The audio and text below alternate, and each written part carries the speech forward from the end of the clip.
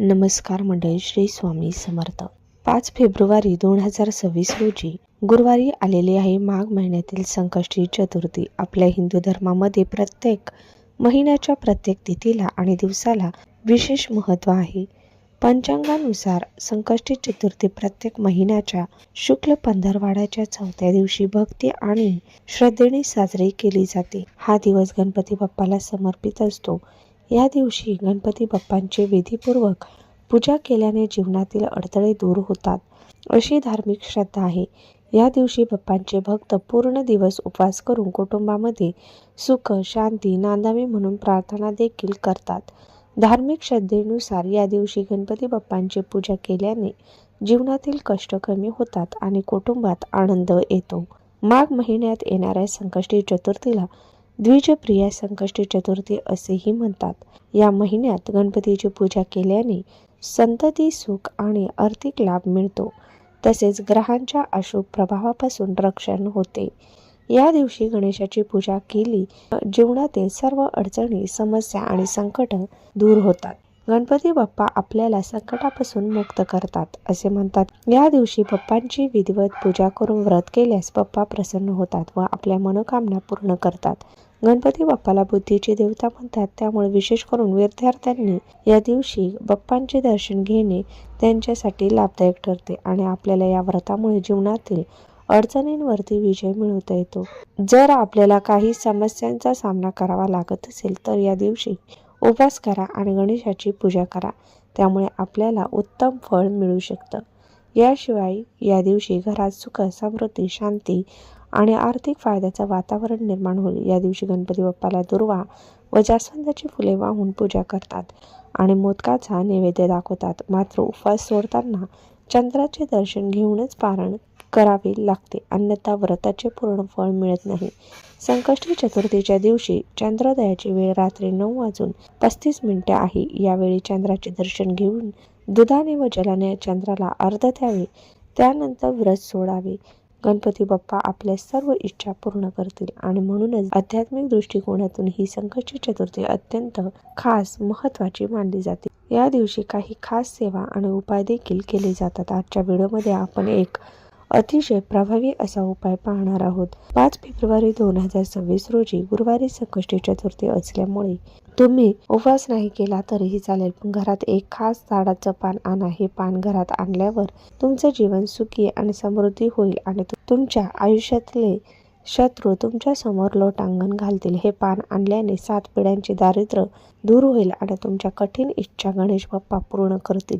तर हे पान कसं आणायचं आहे आणि त्या पानाचं काय करायचं आहे अशी संपूर्ण माहिती आजच्या व्हिडिओमध्ये पाहणार आहोत, त्यामुळे तुम्ही हा व्हिडिओ शेवटपर्यंत नक्की पहा.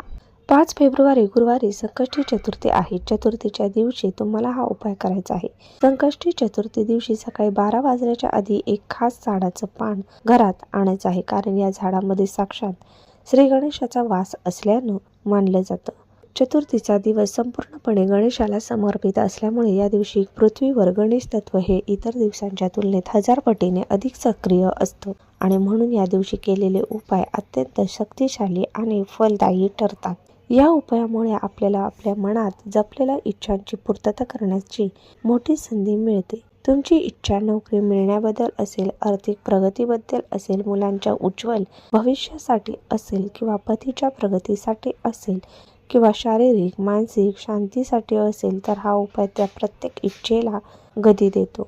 असं मानलं जातं, आपल्यापैकी अनेकांच्या मनात खूप इच्छा असतात. आपण प्रयत्नही करतो, पण कधी कधी कितीही मेहनत केली, कितीही काम केलं तरी सुद्धा काम जमत नाही आणि काम पूर्ण होत नाही, इच्छा पूर्ण होत नाही. त्याचं कारण अनेक वेळेला आपल्या कुंडलीतले ग्रह हे कमकुवत असणं असू शकतो. ग्रहांची ही अशक्तता आपल्या प्रयत्नांवरती परिणाम करते, पण अशा विशिष्ट दिवशी केलेले प्रभावी उपाय ग्रहांना बळ देतात, या यशाचा मार्ग उघडतो. असं मानलं जातं, इच्छापूर्तीसाठी हा उपाय अतिशय प्रभावी आहे. पण इतकंच नाही की तुमच्या जीवनात एखादा शत्रू असेल तर तो उघड असेल किंवा गुप्त असेल आणि तुम्हाला त्याच्यामुळे त्रास होत असेल, तुमच्या प्रगतीमध्ये अडथळे निर्माण करत असेल, तुमच्या घरावरती तुमच्यावरती गुप्तपणे वार करत असेल, तुमच्या महत्त्वाच्या कामामध्ये विघ्न येत असेल तर हा उपाय त्या शत्रूंचा परिणाम संपूर्णपणे नष्ट करतो अशी श्रद्धा आहे.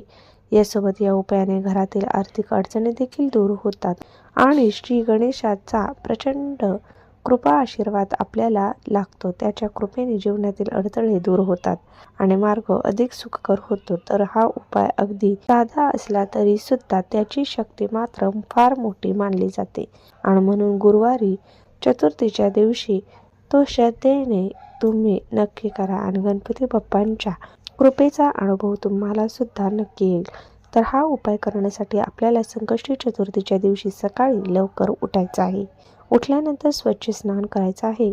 अंघोळीच्या पाण्यामध्ये थोडंसं गंगाजल टाकायचं आहे. चिमूटभर हळद टाकायची आहे, कारण संकष्टी चतुर्थी गुरुवारी आलेले आहे. गुरुवारी अंघोळीच्या पाण्यात हळद टाकल्याने आपल्या गुरुग्रह देखील बलवान होतो. त्यामुळे त्या पाण्याने तुम्हाला स्नान करायचं आहे. तसेच आपलं शरीर, मन, आत्मा हा शुद्ध आणि पवित्र होतो. त्यानंतर तुम्हाला स्वच्छ कपडे परिधान करून आपल्या देवघरातल्या देवांची विधिवत पूजा करायची आहे. गणपती बाप्पांच्या मूर्तीवरती अभिषेक करायचा आहे. तर तुम्हाला पंचामृताने किंवा कच्च्या दुधाने तुम्ही फक्त स्वच्छ पाण्याने सुद्धा अभिषेक करू शकता. धूप, दीप, अगरबत्ती लावून वातावरण प्रसन्न करायचे आहे. त्यानंतर तुम्हाला हा उपाय जो आहे तर तो करायचा आहे. आपल्या वास्तुशास्त्रामध्ये अशी काही झाडं झुडपं सांगितले आहे. साक्षात देवी देवतांचा वास करत असतात. त्या झाडामध्ये एक प्रकारची देवी शक्ती असते आणि विशिष्ट तिथींवरती आपण झाडांच्या संबंधित काही उपाय जर केले तर देवी शक्ती आपल्याला प्राप्त होते. असंच एक देवी शक्ती असलेले झाड आहे ते म्हणजे जास्वंदाचं झाड. गणपती बाप्पांना जास्वंदाची फुले ही अतिशय प्रिय आहेत. असं म्हटलं जातं, जर आपण मनोभावे गणपती बाप्पांना एक लहान जास्वंदाचं फूल अर्पण केलं तर आपली इच्छा व्यक्त केली तर आपल्या इच्छा या 100% पूर्ण होतात. कारण गणपती बाप्पा हे जास्वंदाच्या फुलांवरती विराजमान आहेत आणि म्हणून हे फूल त्यांना अतिशय प्रिय आहे. त्या फुलासोबत या झाडांच्या पानांना सुद्धा अत्यंत महत्त्व आहे. बाप्पांना या झाडाची पानं सुद्धा अत्यंत प्रिय आहे आणि म्हणून आपल्याला या झाडाच्या पानाच्या संबंधित हा जो उपाय आहे तो करायचा आहे. आपल्याला या जास्वंदाच्या झाडाचे एक पान घ्यायचं आहे. पान घेताना ज्या झाडाला लाल रंगाची फुले येतात तर असंच पान तुम्हाला घ्यायचं आहे. त्यासोबत त्याच झाडाची काडी देखील तुम्हाला एक घ्यायचे आहे. त्यानंतर हे पान तुम्हाला स्वच्छ धुवून घ्यायचं आहे. कुंकवाचा छोटासा गंध तयार करायचा आहे. कुंकवामध्ये पाणी टाकायचं आहे, त्याचा गंध तयार करायचा आहे. त्यानंतर देवघरामध्ये तुम्हाला दिवा लावून घ्यायचा आहे, अगरबत्ती लावायची आहे आणि त्यानंतर जास्वंदाच्या झाडाची काडीने तुम्हाला त्या पानावरती कुंकवाने तुमच्या मनातील इच्छा लिहायची आहे. इच्छा लिहिताना वरती पानावर तुम्हाला सर्वप्रथम एक स्वस्तिक काढायचं आहे कुंकवाने आणि त्यानंतर मधोमध तुमची इच्छा ही लिहायची आहे. मग तुमची इच्छा धनप्राप्तीबद्दल असेल, नोकरीबद्दल असेल, मुलांच्या प्रगतीबद्दल असेल, पतीच्या प्रगती किंवा इतर कोणत्याही प्रकारची इच्छा असेल, ती इच्छा तुम्हाला अगदी 1 ते 2 शब्दामध्ये लिहायची आहे. त्यानंतर पुन्हा त्याखाली एक स्वास्तिक काढायचं आहे. म्हणजे पानाच्या वरच्या टोकाला आणि खालच्या टोकाला 2 स्वास्तिक तुम्हाला काढून घ्यायचे आहे आणि मध्ये आपली इच्छा लिहायची आहे. त्यानंतर एक प्लेट घ्यायची आहे. त्या प्लेटमध्ये तुम्हाला थोडेसे तांदूळ ठेवायचे आहे. त्या तांदळावरती आपल्याला हे जे पान आहे तर ते ठेवायचे आहे. त्या पान ठेवताना त्या पानाचा देठ देवाकडे येईल अशा पद्धतीने हे पान तुम्हाला तांदळावरती ठेवायचं आहे. त्यानंतर त्या पानावरती आपल्याला एक सुपारी ठेवायची आहे आणि त्या सुपारीला हळद, कुंकू, अक्षदा, फुलं अर्पण करायचे आहे. कारण सुपारी ही श्री गणेशाचं प्रतीक आहे. सुपारी ही गणपती बाप्पांना अतिशय प्रिय आहे, म्हणून एक सुपारी ठेवायची आहे. आणि त्यानंतर 21 दुर्वा घ्यायच्या आहेत. 21 दुर्वांची जोडी बनवायची आहे. त्यानंतर त्या दुर्वांना थोडंसं तूप लावायचं आहे आणि या दुर्वा ज्या आहेत त्या देखील तुम्हाला या पानावरती अर्पण करायच्या आहे. त्यानंतर सुपारीला हळद, कुंकू, अक्षदा, फूल वाहून तुम्हाला त्याची पूजा करायची आहे. धूप, अगरबत्ती ओळून घ्यायचं आहे आणि त्यानंतर तिथेच बसून तुम्हाला 3 वेळा गणपती अथर्व शीर्ष पठण करायचे आहे आणि 108 वेळेला ओम गणपती नमः या बाप्पांच्या महामंत्राचा जप करायचा आहे. त्यानंतर दोन्ही हात जोडून आपल्या मनातील जी काही इच्छा आहे तर ती व्यक्त करायची आहे आणि ती पूर्ण होण्यासाठी बाप्पांना प्रार्थना करायची आहे. त्यानंतर संपूर्ण दिवसभर हे पान तिथेच तुम्हाला ठेवायचं आहे.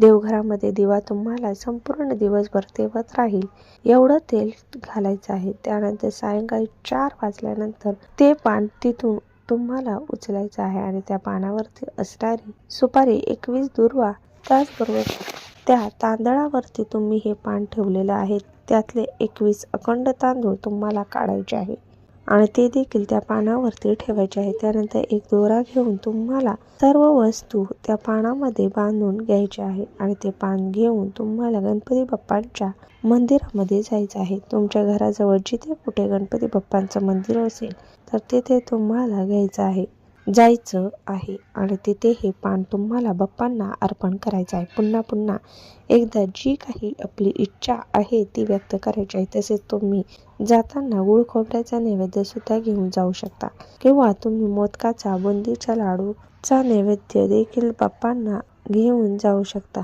किंवा घरीच तुम्ही बाप्पांना गुळ खोबऱ्याचा नैवेद्य अर्पण केला तरी सुद्धा चालेल. तर अशा पद्धतीने आपल्याला एक छोटासा उपाय जो आहे तर तो चतुर्थीला करायचा आहे. अतिशय प्रभावी उपाय आहे, इच्छापूर्तीचा उपाय आहे, त्यामुळे तुम्ही नक्की करा. जर तुमच्या घरामध्ये सुतक असेल, तुम्हाला हा उपाय करता येणार नाही, तुम्हाला मासिक धर्म आला असेल तरी देखील हा उपाय करता येणार नाही. गणपती बाप्पांचा अतिशय खात्रीशीर आणि प्रभावी असा उपाय तुम्ही नक्की करून पहा. धन्यवाद.